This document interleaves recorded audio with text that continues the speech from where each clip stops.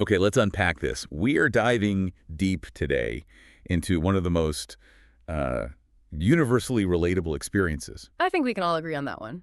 Yeah, that's slightly stressful, but, ultimately normal part of human life, being late. Hmm. I mean, whether you're a student, a worker, or just meeting a friend, we've all been there, even the most organized people. It's just a shared human experience, isn't it?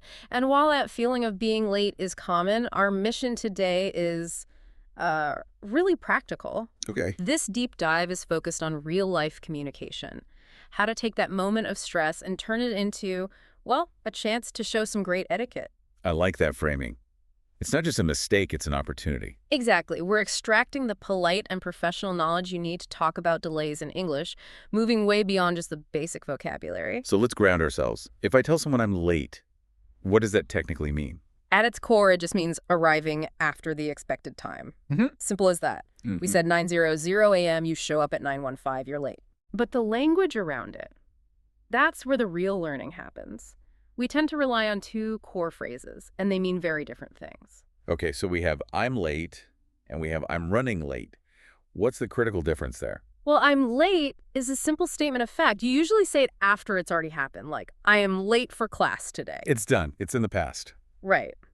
But the phrase that is so much more helpful, especially professionally, is I'm running late. Why is running late the better one to use? It's that continuous tense, that small grammatical shift creates a bit of psychological distance from the failure. Oh, that's interesting. Yeah, when you say I'm late, it's a finished fact, but I'm running late implies motion. It suggests you're battling the circumstances right now. That you're still trying. Exactly. You're still in motion trying to fix it. And crucially, it sets the stage for communicating before you're actually late. That's a powerful insight. It frames you as active, not passive. Okay, so now let's get into why this happens in the first place. The psychology of delay. What's fascinating is how the reasons for being late fall into these really clear categories. And, the social acceptance for each one is, well, it varies a lot. Some are external chaos, others are more internal. That's a perfect way to put it. So let's look at those classic external ones first, the ones everyone kind of gets. Our sources point to 4 common reasons, and number 1 is the universal villain, traffic. Oh, for sure. Busy roads, slow-moving cars. It's an external factor, meaning it's outside your direct control. And almost everyone forgives you for it. Immediately, because they've been there. It needs almost no explanation. Then you have the flip side, the deeply internal failure, oversleeping. And this is where the communication gets trickier. The sources even point out it's usually not the alarm itself failing. No, it's that choice you make to hit snooze. You turn it off, you fall back asleep, and if you tell a boss, I'm late because of traffic, they nod. If you say, I'm late because I overslept, You need a much better apology. a much stronger one, yeah, because you're asking them to forgive a failure of, personal discipline. But wait, are all internal reasons seen that negatively? Yeah. What about the third one? Losing track of time. That's a really good point. Losing track of time, you get absorbed in an email or you're reading something compelling. It's internal, yes, but it feels less catastrophic than oversleeping. Right. It's poor time management, maybe, but not necessarily laziness. The apology is still needed, but the social penalty is maybe a little lower. I know that feeling so well. You're just replying to one quick thing and suddenly, 45 minutes are gone. yeah. But the fourth category, the one I find the most stressful, is that unpredictable chaos. The unexpected problems. The chaos factor.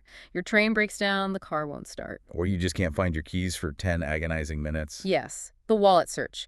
These are outside your control, but unlike traffic, they often feel more specific to your situation. So, if I'm understanding this right, the key is that the most successful excuses are the ones that point to external, uncontrollable factors. Exactly. Like traffic, external factors get you immediate forgiveness because they're relatable. Internal factors, like oversleeping, mean you have to accept full responsibility and offer a really sincere apology. Okay, that distinction leads us perfectly into the next part, the crucial heads up. This is where we shift from the problem to the communication solution. Right. And giving that advance notice isn't just about information, it's about respect. Respect for the other person's time. Absolutely. It lets them pivot. Maybe they start the meeting or grab a coffee. That proactive communication is the real measure of your professionalism. So, practically, what's the first thing you do when you realize you're going to be late? You send a message or make a call immediately. The earlier, the better. And you use that key phrasing we talked about. The continuous tense. Yep. You start with the apology and then give a clear prediction. So give us the key phrases we should be practicing. The basic one is, I'm sorry I'm running late. That covers it. But if you can be more precise, do it. I'll be there in 10 minutes. Always include the time estimate. Always, even if it's a guess. It manages expectations. Okay, so let's define that core concept you mentioned. Giving a heads up.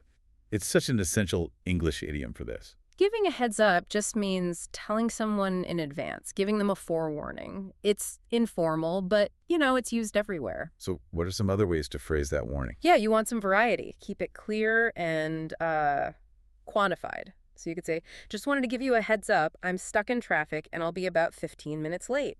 I like that. Just wanted to give you a heads up. Or, to sound more proactive, I'm on my way now, but I'm running a little late, expecting to arrive closer to 9:30. That's the communication before you get there. Now, what about the moment of arrival? That can be awkward. This is the art of the apology. This has to be done right. And the research on good apologies shows that clarity and brevity are, they're the gold standard. So no long, dramatic stories. Definitely not.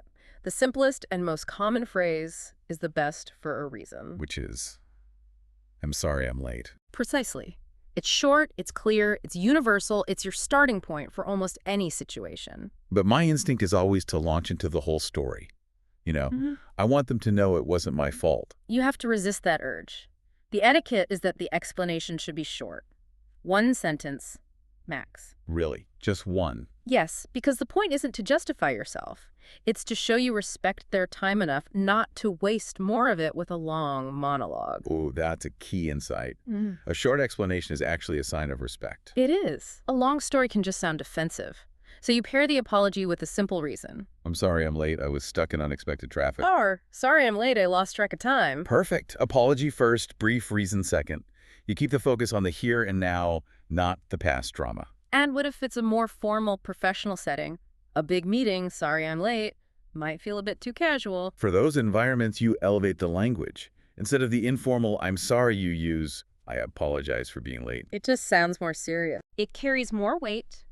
It acknowledges the gravity of the delay in a business context. You might also add, thank you for your patience. That's a great touch. Okay, that covers the reaction. But obviously, the best strategy is to never need these phrases at all. Let's shift to prevention. This is where we apply all this knowledge. And preparation is your single biggest weapon against the clock.